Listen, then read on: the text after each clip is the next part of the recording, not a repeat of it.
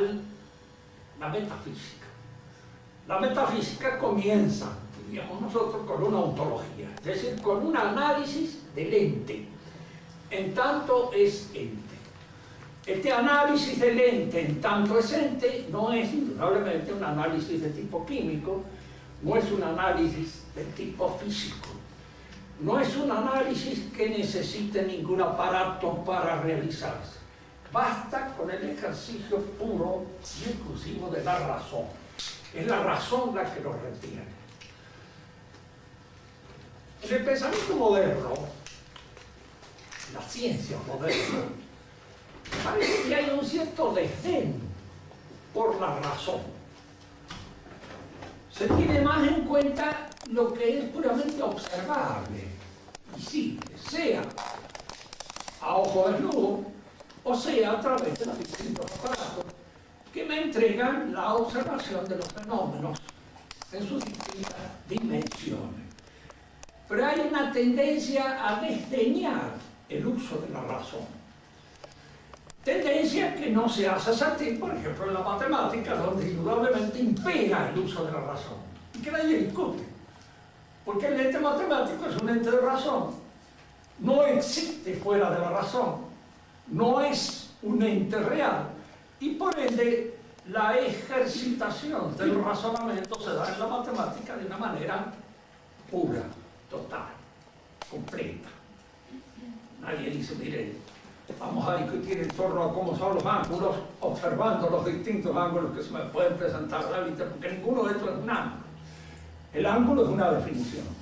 Y como definición, así se realiza pura y exclusivamente. De manera que es, en su totalidad, un ente de razón totalmente transparente a la razón.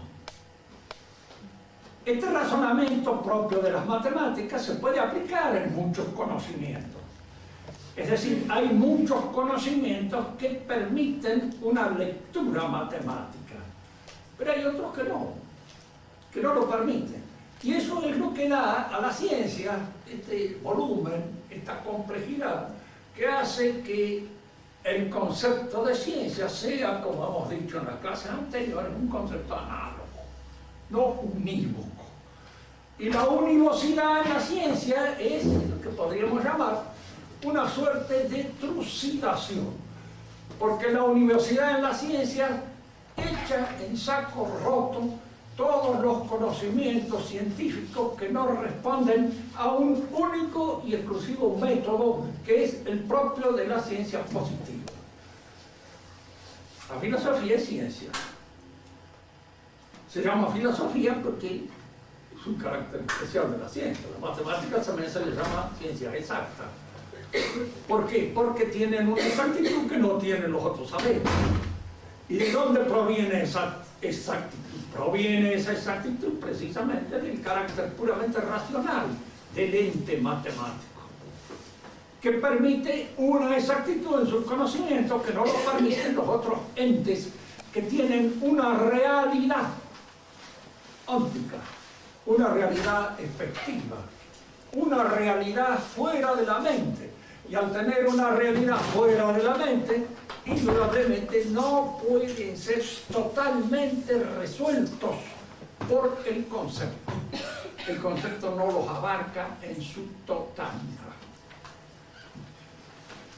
Cuando nosotros analizamos el ente en su totalidad, en su universalidad, descubrimos en primer lugar en él esta composición de actipotencia a la que hemos hecho referencia ya en estas clases anteriores. Es decir, en todo ente hay una perfección. Algo que lo hace ser eso que es. Lo que hace que este libro sea un libro y lo que hace que uno de nosotros sea una persona humana es una perfección. Y eso es lo que está en acto. Pero al mismo tiempo, si examinamos bien este ente en su perfección, descubrimos que puede tener otra perfección. O perder perfección, corromperse o perfeccionarse. Esta posibilidad de corromperse o de perfeccionarse es lo que hace que el ente sea también en potencia. capacidad. Capacidad para corromperse, capacidad para perfeccionarse. Y esto se encuentra efectivamente, realmente, en el ente concreto, en todo ente. Porque en todo ente nosotros descubrimos una perfección que lo hace ser eso que es, y al mismo tiempo una serie de aptitudes, de capacidades, que nos permiten descubrir cosas en él. Si, por ejemplo, puedo decir, veo a un hombre y decir, aquí nosotros encontramos un individuo que tiene talla para hacer tal o cual cosa. Y podemos utilizarlo en esta o en esta otra tarea. Yo descubro en él una aptitud. Me puedo equivocar, puedo no tenerla, pero el descubrimiento en él de esa capacidad es el descubrimiento de una potencia, de una posibilidad. Ahora, hay que distinguir entre potencia real, ¿sí?, y posibilidad lógica. Ya después vamos a ver de dónde surge esto. Pero no hay que confundirla. Les decía yo un ejemplo muy simple y muy claro. Toda mujer puede ser mamá, así en esencia. Pero algunas pueden no ser. Entonces, la potencia real, la capacidad real para hacerlo, hay que verlo en el acto existencial. No se puede deducir de la noción puramente abstracta las capacidades que puedan tener. Esta deducción de una cosa puramente abstracta es algo que trae como consecuencia una serie de errores muy típicos de la época en que vivimos, en el que se confunde lo que es existencial, propio del ser, del acto, de aquello que es puramente potencial o propio de una esencia. Les explicaba yo cómo no se pueden deducir los derechos que tiene un hombre de la definición del hombre, de la idea puramente abstracta. Porque entonces usted concede una serie de derechos que, cuando se llega a la práctica, suceden como decía Mirabeau durante la Revolución Francesa. Dice, cuando se codifiquen todos estos derechos no queda ninguno, o quedan relativamente tan pocos que los demás van a pegar el grito en el cielo cuando se den cuenta de que esta declamación acerca de los derechos del hombre es una declamación puramente teórica, abstracta, en el aire. Falta la concreción real, porque falta la codificación efectiva, que es aquella que reconoce el derecho efectivo existencial que este hombre se conquista, logra, adquiere como consecuencia de su perfeccionamiento, de su actualización. Aquí es donde nos encontramos nosotros con esto que ya habíamos iniciado, porque ahora lo vamos a retomar. Cuando nosotros examinamos el ente y nos preguntamos qué es lo que realmente es en el ente, ¿qué lo hace ser realmente eso que es? Dicen que la tendencia inmediata de nosotros, la tendencia casi natural, es a favorecer y a enfatizar los aspectos puramente sensibles de la realidad. Lo que tiene consistencia, sustancia, lo que resiste al empuje, lo que de alguna manera se para de nuestro, lo que puedo tocar, ver. Por decir, Tomás Dídimo, si no toco, si no pongo mis dedos en la llave, no voy a creer. ¿Por qué necesitaba ese aliciente y esa constatación total de lo sensible? Porque lo primero que ocurre en nuestra inteligencia, nosotros no estamos formados en una realidad sensible, del orden puramente sensible frente al cual nos descubrimos existiendo. Nosotros podemos sacar una serie de inducciones que nos permiten constatar también la existencia, más allá del orden sensible, de un orden inteligible. Y les he explicado a ustedes cómo esto se observa en el movimiento mismo de la ciencia. Toda ciencia parte de la realidad sensible. Y aquí parte. Pero de la realidad sensible yo sumo hasta obtener una noción o una ley que ya no está en la realidad sensible. En la realidad sensible existe Pedro, Juan, Héctor, cualquiera.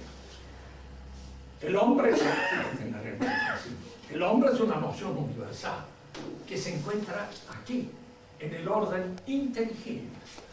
Y la ciencia, fíjense, no versa sobre lo individual concreto, sino sobre lo universal, abstracto. Por eso nuestro conocimiento de lo concreto es siempre un conocimiento asintótico. No logramos penetrar la concretidad de lo real. Hay una tendencia en el pensamiento moderno que nace precisamente con el existencialismo y especialmente en un pensador cristiano, Tanés, de querer, diríamos, penetrar en lo concreto. Es decir, un poco decir, volvamos a lo que es concreto. Y hay una tendencia a querer abarcar conceptualmente lo concreto.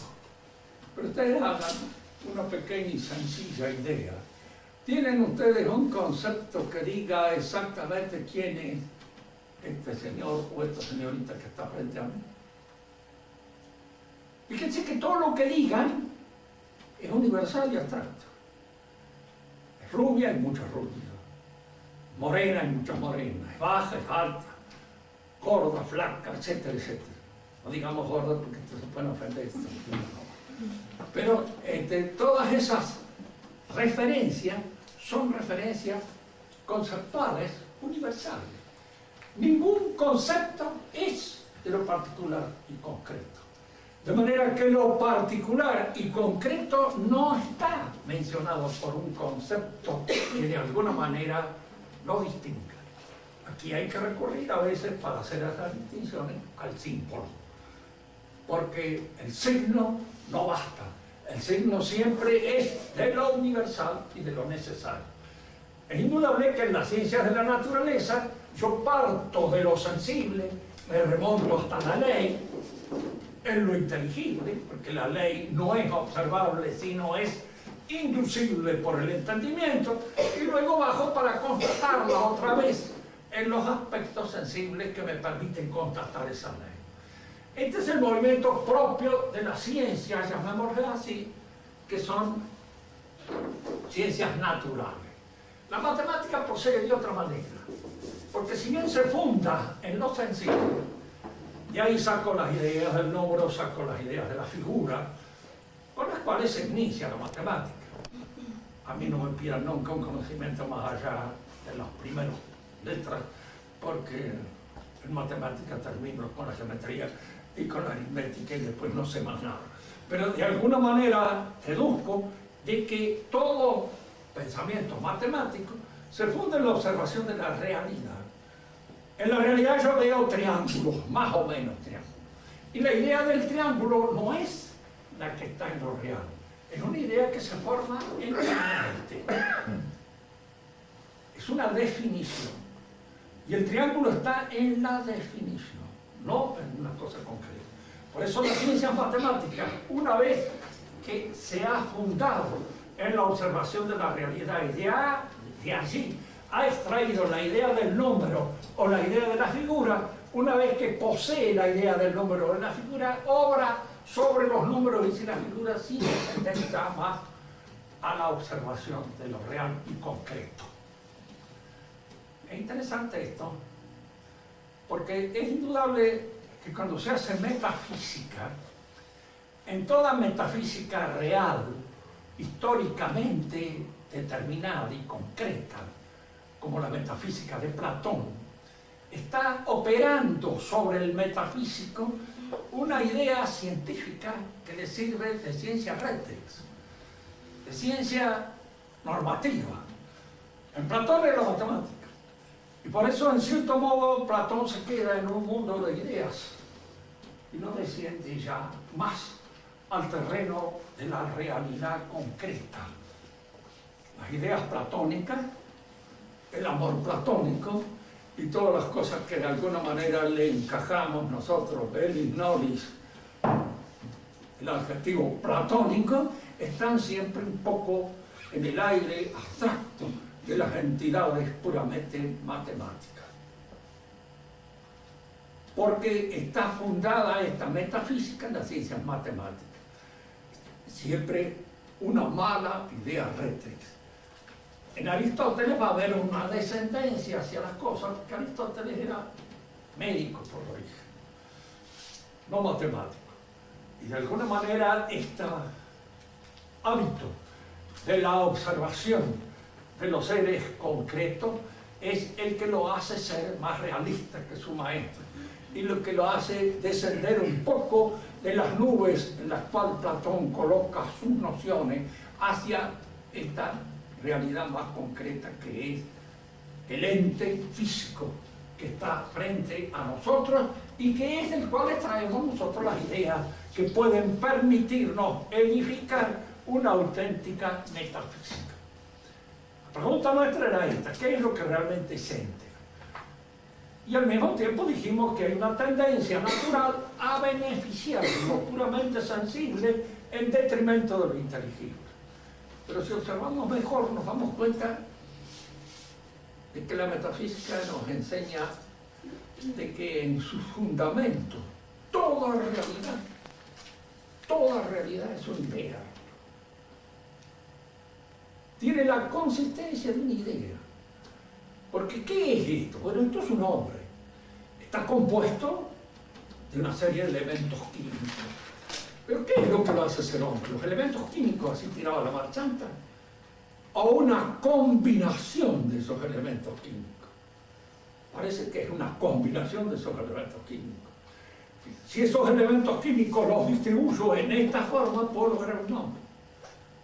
Se decía muchas veces, para explicar de que el hombre puede surgir así de la nada, es decir, se puede lograr una materia viva en un laboratorio. ¿Y qué se ha demostrado con eso? Si se logra. ¿Qué es lo que se ha demostrado? Supóngase que en un laboratorio se fabrica un homúnculo. ¿Qué es lo que se demuestra con eso? Que en un laboratorio se puede fabricar un homúnculo. ¿Que se fabricó solo? No. Porque lo que se demuestra es que en un laboratorio se puede hacer. ¿Y que lo hace quién? Una inteligencia que combina los elementos que constituyen ese homúnculo y lo hace ser tal homúnculo. En el fondo lo que constituye la realidad de una cosa es un orden, un programa, una programación de elementos materiales. Es decir, que lo material es en alguna manera aquello utilizado por un ordenamiento inteligente para constituir tal realidad. Y lo que hace a la realidad de la cosa es el ordenamiento inteligente. Si yo llego a esa conclusión, tengo que llegar a otra conclusión. El acto puro, lo que está en acto, es una inteligencia. Diríamos, Kant, diríamos nosotros así, estoy de acuerdo con usted, es nuestra inteligencia. Es nuestra inteligencia la que ordena las cosas. Al observarlas, al verlas, al comprenderlas, las ordena a su modo. Las ordena de acuerdo con los elementos que operan en la inteligencia y que formalizan la esencia del ente. Esta teoría es una teoría inteligente.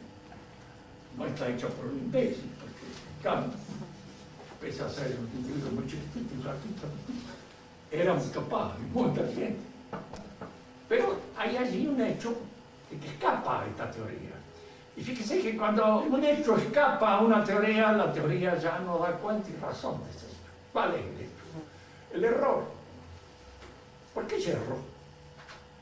Si mi inteligencia es la que constituye el ente, una realidad, ¿por qué en ciertos momentos determinados yo no estoy acertado con respecto a la idea que tengo de esa realidad?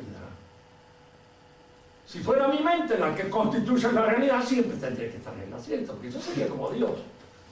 Soy, de alguna manera, aquel que crea la inteligibilidad de los entes. Y al crear la inteligibilidad de los entes, los hago de tal modo afines a mi inteligencia que no puedo permitirme ni una fisura errónea en mi interpretación del ente. Mi interpretación del ente es el ente. Es eso que está allí. Entonces, si mi interpretación del ente es el ente, no hay error. No puedo cometer errores. Y si cometo errores, tengo que cambiar la teoría, porque no está de acuerdo con lo que me dice a mí el sentido común, cosa que es el menos común de los sentidos, según dicen los buenos filósofos. Lo que me dice el sentido común es que tengo que adecuar mi inteligencia a los datos que me permite la observación de lo real. Entonces les digo una cosa. Esta ciencia que estamos nosotros metiéndonos, que se llama la ontología, al observar lo que realmente es un ente, me está llevando a algo que está más allá del orden físico. Me está llevando a un orden metafísico, más allá de lo físico. El término no fue inventado como una designación de esta ciencia. Aristóteles le llamaba a estas ciencias en cuanto entraba en el terreno de Dios o del acto puro, le llamaba teología, pero una teología natural. Metafísica se la llamó un poco accidentalmente, porque alguien colocó los libros en que Aristóteles trataba de la teología detrás de los libros en que trataba de física. Y entonces le llamaba ta metafísica, los que están detrás de la física. Y sí, quedó, pero el nombre es lindo. Y de alguna manera, diríamos así, tuvo éxito para designar esta suerte de razonamiento que me permite, a partir de la realidad concreta, entrar en la posibilidad de señalar una realidad más real, más acabada, más completa, que está por encima de esta realidad material en la cual nosotros nos movemos. Y esto es el acto puro. En la próxima clase nosotros vamos a hablar de la distinción de esencia y de existencia. Vamos a ir anticipando algo acá, sobre todo anticipando una noción que quiero afinarla bien para que entre en nuestra cabeza. Está muy de moda actualmente, y sobre todo dentro de la filosofía atomista, que es la noción de participación. La palabra participación en castellano tiene dos sentidos.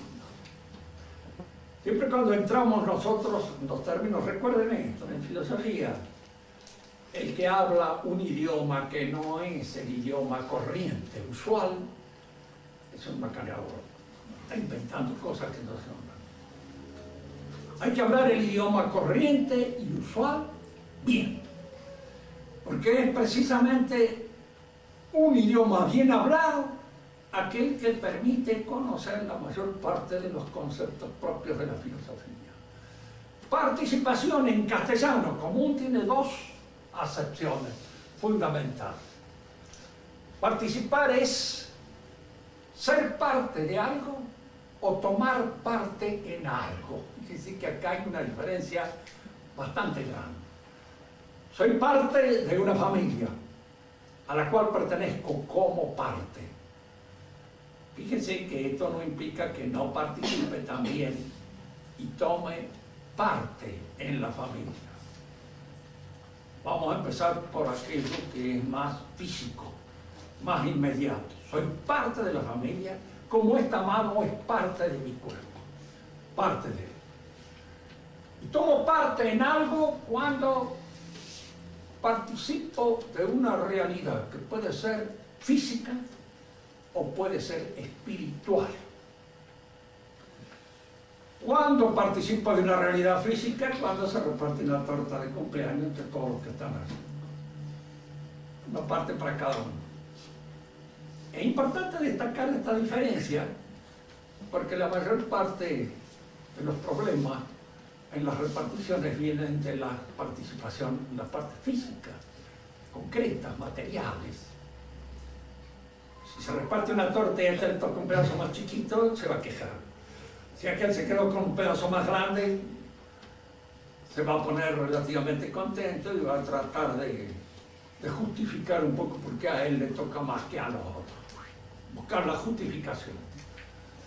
Tomar parte es distinto, porque sobre todo cuando se trata de un bien espiritual. Ustedes participan de la lección que yo estoy dando.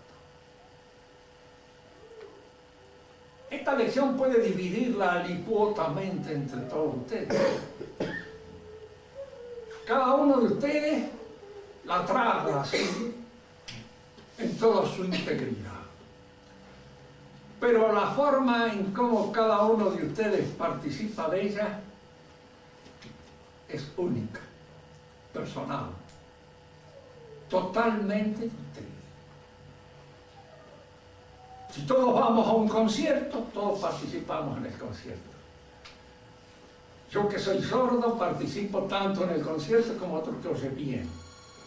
Y quedo tan contento casi como el otro porque yo recibo mi parte.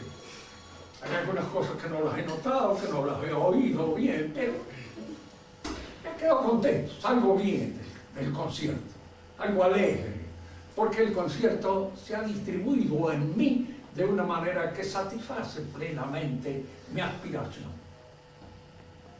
Yo estoy con todo en el concierto. Al lado mío hay otro que sabe mucho más música que yo. Y yo no lo envidio, porque no sé lo que está. Yo gozo lo mío, y él gozará lo suyo. Que en él haya una presentación más profunda, muy probable. Fíjense que esto es interesante, que hay una parte en que generalmente cuando se habla de cómo gozarán de Dios los bienaventurados en el cielo,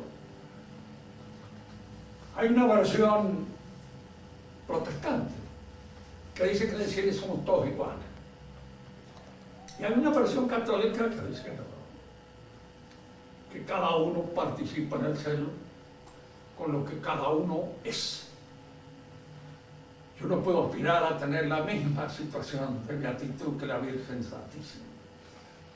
Porque no creo que me dé el cuero para tanto, mucho menos, mucho más cerca.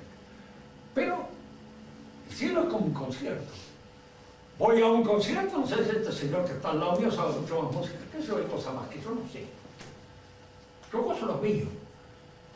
Y mi ecuación está perfectamente llenada con lo que escucho del concierto.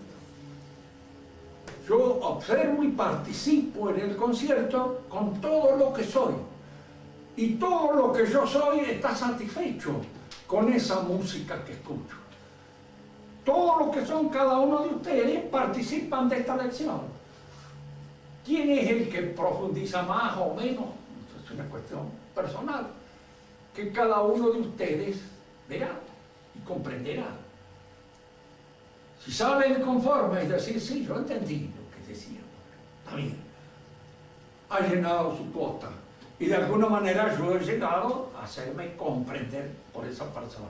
Que esta persona me comprendió más que aquella penetró más, que aquella sacó una serie de conclusiones que esta otra no alcanzó a ver o no vio. Eso es un misterio propio de la participación espiritual. Digo esto porque indudablemente nosotros como criaturas estamos sostenidos por la inteligencia y la voluntad de Dios. Él nos crea y Él nos sostiene en la realidad. Y nosotros participamos de su ser, participamos de lo que Él es. ¿En qué medida participamos nosotros? Bueno, aquello depende de la plenitud y de la generosidad con que vivamos la plenitud de nuestra vida. Aquí hay gente que se refugia en sus placeres más chicos, más mezquinos, más reducidos, más puramente sensibles, y se niegan a entrar, diríamos así, en una corriente de generosidad que pone a veces en peligro su comodidad, que pone en peligro lo que constituye ese hábito de atenerse a aquello que me conviene, aquello que me es útil en cada caso. Y entonces la participación del ser es más pequeña, más chiquita. Digo esto porque ustedes por ahí se van a encontrar con filósofos, llamémosle conciencias. Yo no les suelo llamar filósofos a todos los filósofos modernos, porque a mí me dan la impresión de que son más bien poetas que filósofos.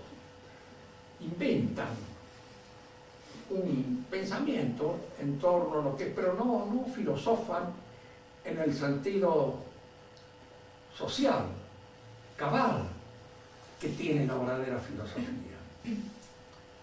Ustedes van a oír incluso a veces a profesores, aprenda a filosofar por su cuenta.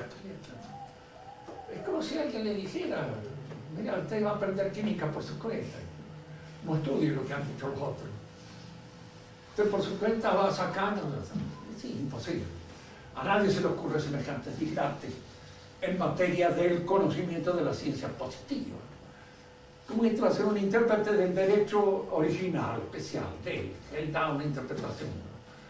Así le va a ir con los clientes. Porque de alguna manera, claro, las soluciones que él puede dar pueden ser personalmente muy inteligentes, a lo mejor fantasía, pero está nadando en plena fantasía. Está en el terreno de lo que es puramente inventivo y pertenece a la parte poética o creadora de la actitud humana.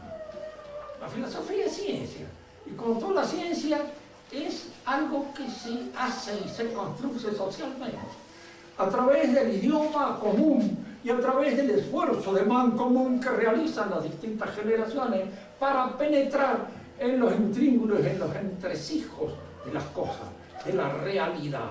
Pero yo me tengo que beneficiar con el esfuerzo de los demás y de alguna manera ponerme en contacto con ese esfuerzo para poder adelantar algo.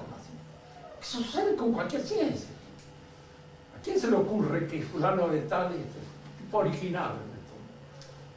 Parece ser que filosofía es la última palabra, ser original es una gran cosa. Pero ser original en filosofía es como ser original en teología, es decir, este tiene una idea de Dios particular de él, que la maneja él, no es la idea de Dios que en cierto modo se ha ido forjando como consecuencia del esfuerzo de comprensión del misterio divino de los hombres, sino que es una cosa que se inventa él por su cuenta. Diríamos nosotros entonces, volviendo a nuestro razonamiento, que nuestra participación en el ser de Dios está dependiendo de la generosidad con que nosotros vivamos. El fuerte no es aquel que se sube al hombro de los demás, los pisotea y sobre ellos levanta y edifica su fortuna o edifica su gloria, su suerte. Ese fuerte, a la manera de Nietzsche o a la manera de Maquiavelo, no es fuerte, es un egoísta. El hombre fuerte es el hombre generoso, es el hombre que de alguna manera, diríamos así, ofrece hacia los demás la irradiación de lo que él es. Y en este sentido, fíjense, el ejemplo que nosotros tenemos siempre tiene que ser Cristo. El ofrecimiento de Cristo es total. Incluso como materia de comida se ofrece, para que lo comamos. Y al comerlo lo incorporemos a nuestra realidad. Y al incorporarlo a nuestra realidad vayamos cristificando nuestro cuerpo, nuestra sangre, nuestra carne, para hacerla una carne, una sangre trascendente, como la de él. En este sentido, la participación de los bienaventurados en el cielo depende de la generosidad con que cada uno de nosotros ha vivido sus propias virtudes. Y esto, yo lo estoy diciendo. Si alguno de ustedes le dijera, hombre, ¿con qué autoridad hace yo? Lo digo. Personalmente soy bastante desde el, como le diré, bastante deleznable, de manera tal de que no es esto el resultado de una experiencia personal, es simplemente el resultado de una reflexión. Como resultado de una reflexión me parece adecuado, pero muchas veces somos más generosos en la reflexión que en la realidad concreta, de entregarnos a un sacrificio auténtico y cabal. El acto puro es Dios. En Dios no hay limitación de potencia. En Él no hay capacidad para esto o para lo otro. Por eso en Él tampoco hay tiempo. En nosotros hay tiempo. Digamos dos palabras acerca del tiempo para terminar la reflexión de esta noche. El tiempo real es ahora y nunca más. And nevermore. No decir así, poema de Edgar Allan Poe. Hoy y nunca más. ¿Por qué? Porque el pasado lo vemos ahora. Y al futuro lo estamos desde ahora considerando como una perspectiva. Pero el futuro todavía no es y el pasado ya no es. Y esto que pasó, pasó, definitivamente. No vuelve más. Y siempre nos encontramos en este elemento puntiforme, que es el instante. El instante en que vivimos. Fíjese que en el orden así de las civilizaciones hay tres actitudes frente al tiempo que son observables en tres pueblos diferentes, tres pueblos teológicos: el pagano, el judío y el cristiano. Para el pagano el tiempo verdadero, el verdadero tiempo es el que pasó. De manera que incluso todos los actos de su liturgia es revivir el mito de origen, es volver al principio. ¿Por qué? Porque en la mentalidad del pagano está actuando el recuerdo del paraíso. El paraíso fue el punto culminante de toda la vida humana. Lo demás es decadencia, lo demás es un venirse abajo, lo demás es esa especie de dispersión del tiempo histórico. Los griegos despreciaban el tiempo histórico, porque el tiempo histórico es el tiempo de la muerte. Es el tiempo en que el hombre se disgrega, en que el hombre se disuelve en la realidad. Por eso el griego llamará siempre a los hombres los efímeros. Y los efímeros son aquellos que viven y ya no son más como las hojas de los árboles. Es una comparación que está en Homero, en repetidas oportunidades. Un retorno al tiempo pasado, ese es el objetivo fundamental de la religión pagana. Fíjese que no hay en esto total falsedad, ¿no? Ya vamos a ver en qué consiste su falsedad. Pero hay un recuerdo del paraíso, hay un recuerdo de la edad de oro, de esa edad de oro que está en el sueño de Daniel, es decir, en el sueño de Nabucodonosor, interpretado por Daniel, y que está, diríamos, en Hesíodo y en los demás autores paganos que hablan de esta edad primitiva como una edad en la que el hombre era mucho más grande, más generoso, más total. En la Odisea leemos muchas veces este hecho. Héctor alzó una piedra tan grande que difícilmente la pueden alzar dos hombres de oro. ¿Por qué? Porque Héctor estaba más cerca de la edad de oro y por eso era más poderoso y más fuerte. Esto es cierto, podemos decir que históricamente no, pero era la forma de pensar típica del pagano.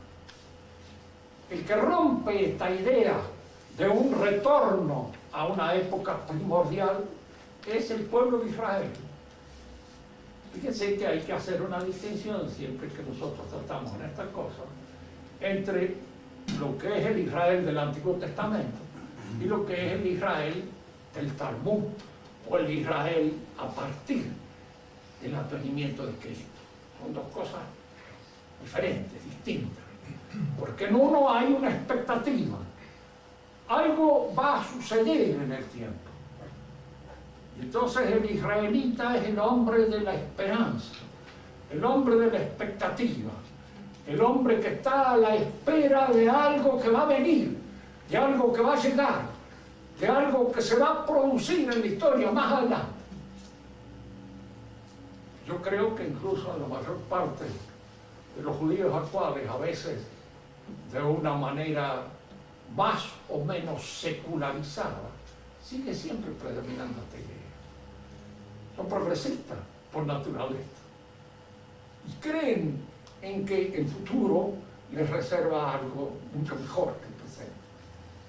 Y fíjense que esta manera de pensar tan carnalista del tiempo por venir se ha metido en casi todos nosotros. ¿Para quién gobierna el señor Menem? Para el año 2000, ¿no?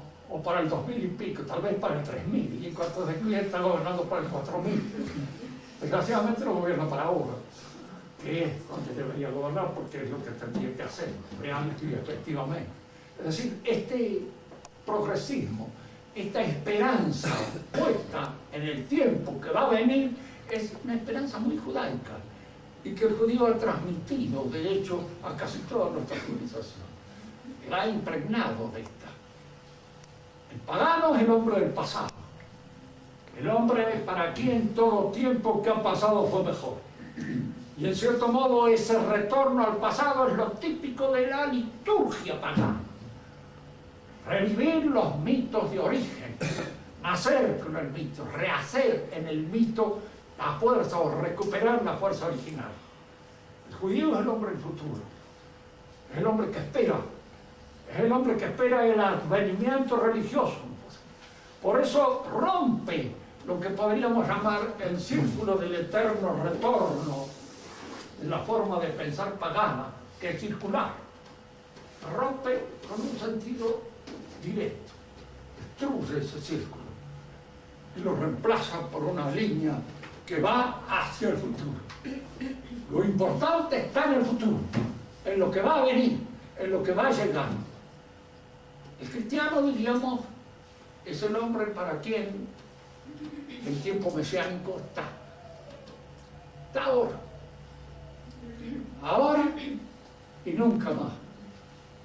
Fíjense, yo siempre tengo como santo predilecto al buen ladrón, a San Dimas, que espero que también ore por mí y me salve en el último momento de su vida. No porque sea chorro, pero de alguna manera soy argentino y tengo miedo de ser más chorro de lo que creo.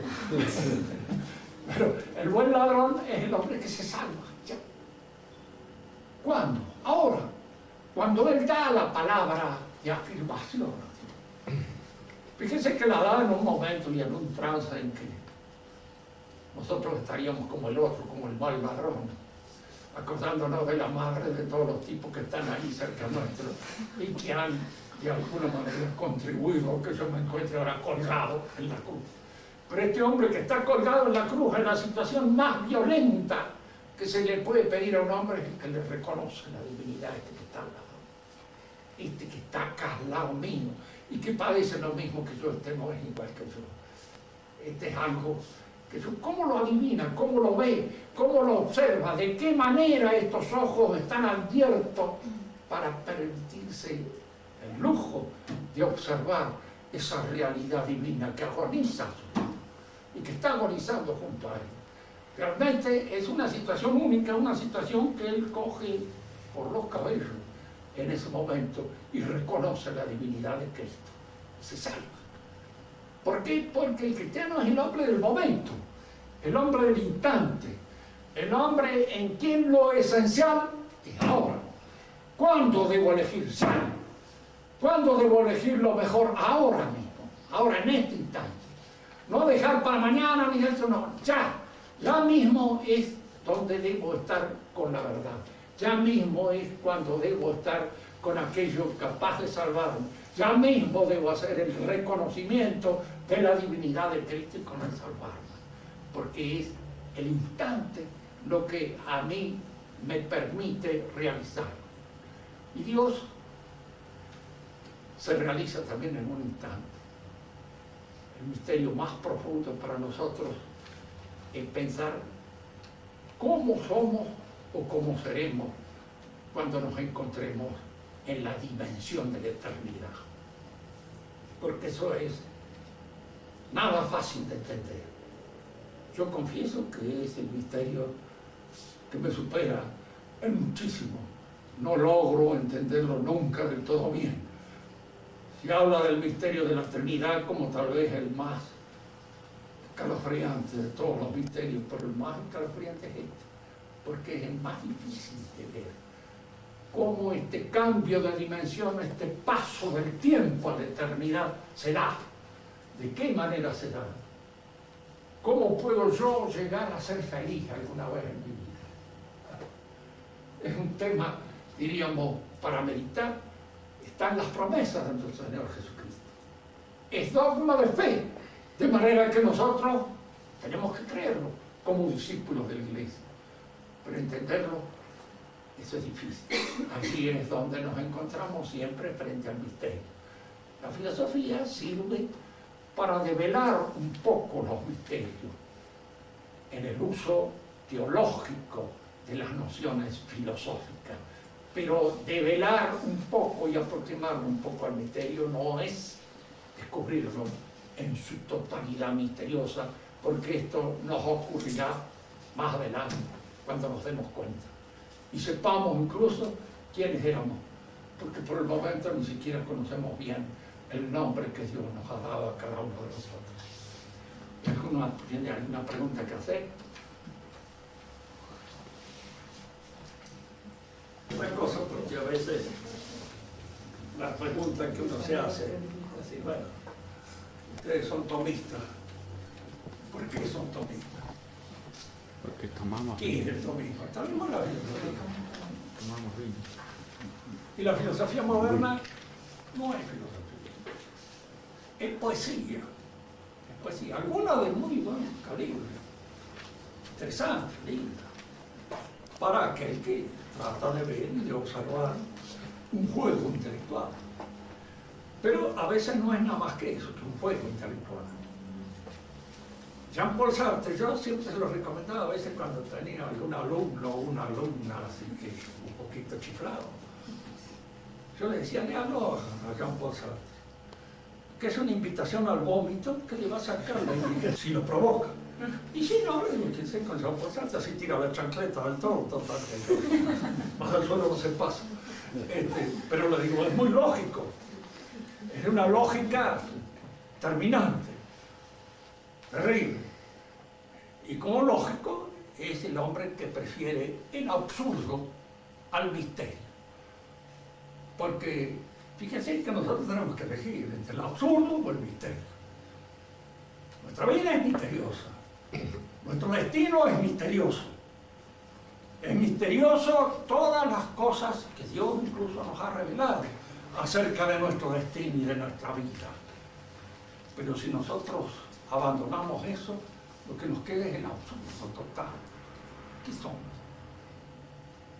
Este animal complicado, imbécil, que no hace nada más que arruinar incluso hasta sus instintos, los echa a perder por culpa de esa imaginación alocada y chiflada que entra en contacto con todo el dinamismo de su instintividad y la ruina. Es una cosa absurda. Cuando uno lo pone frente al absurdo, es una cosa así. O elijo esto, o elijo el misterio. A mí no me cabe ninguna duda, prefiero el misterio. Me doy cuenta que no lo entiendo del todo muchas veces. Bueno, ¿qué va a hacer? Tratamos de arrimarlo en lo posible. La Iglesia nos ayuda. Y la Iglesia misma es un misterio. Y hoy más que nunca es misteriosa para la mayor parte de nosotros, que no sabemos bien por dónde diablos vamos y por dónde anda. Ya no es luz que ilumina. Antes sí, antes había una luz segura. Ser católico era una cosa real, auténtica. Ser católico, hoy no se sabe ni qué es ser católico. Y antes ser protestante era cualquier cosa. Uno podía tener la idea más alocada con respecto a todo lo que podía ser las verdades de fe. Pero ser católico era una cosa firme, segura. Claro, ahí estaba acá, caía en esto. Hoy día. Y eso es un misterio también. ¿Qué decía Clarita? Cuando hablaste de la participación, ¿no es cierto? Que en una parte dijimos que era tomar parte de algo. ¿Cómo? Cuando dijimos que la participación en unas acepciones es tomar Sí. parte de algo. Sí. En tomar parte de algo hay como libertad para Bueno, uno hay elegir. una cosa que es participar o es ser parte de algo tomar. o tomar parte en algo. Soy parte de una familia. Tomo parte en un concierto, pero sin ser parte del concierto, porque lo estoy escuchando nada más, ¿no es cierto?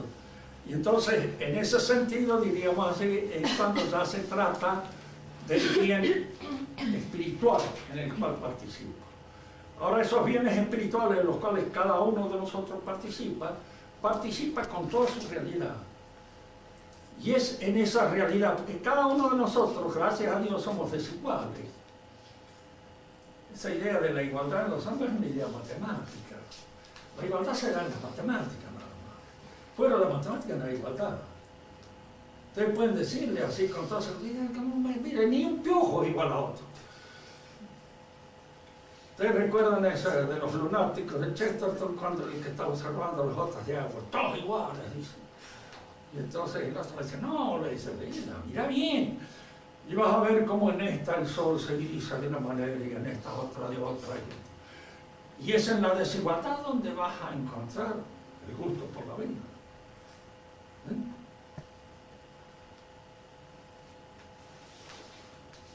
Yo siempre me acuerdo de cuando de Foxar, cuando fue a su país, y se encontró allí con un mexicano que era un Mahusar.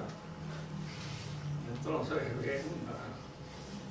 diríamos así, era una gran pelotera que se arma por ahí, de las que parece son muy aficionados.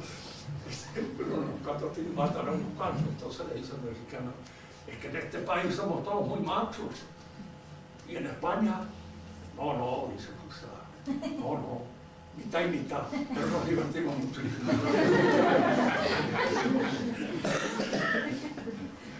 Porque si fueran todos iguales, Dios me libre, lo aburrido que sería el mundo. Por eso cuando hablen de algo, se me ponen los pelos de punta cuando pienso que las mujeres pueden ser iguales a los hombres, Dios me libre. ¿Cómo uno se casa con una mujer que es igual a hombre?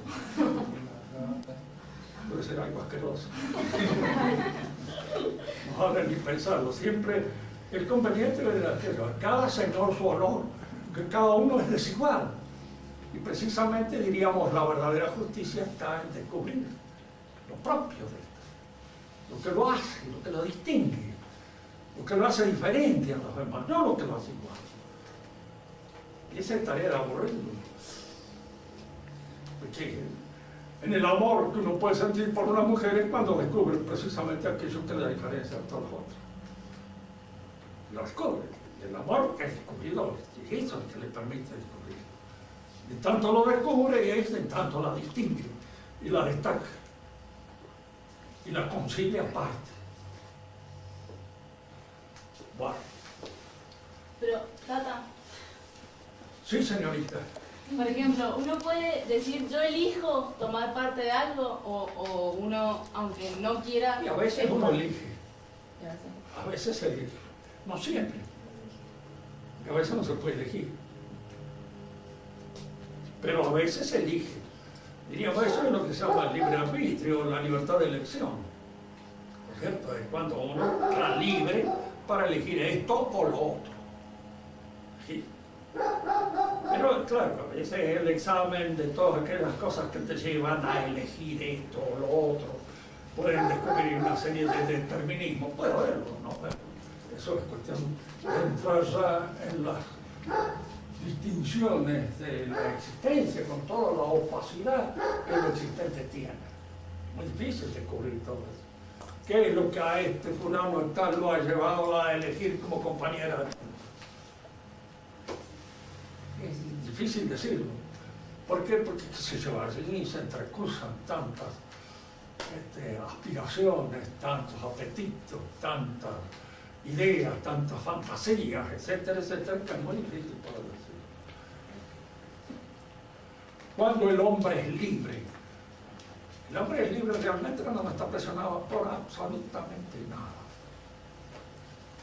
Entonces había ese existencialista que se casó precisamente con una mujer que le repugnaba particularmente para demostrar su libertad. No me gusta nada, no me atrae, pero precisamente por eso, porque soy libre, me caso con él. Así le fue. porque es la libertad del absurdo, ¿no?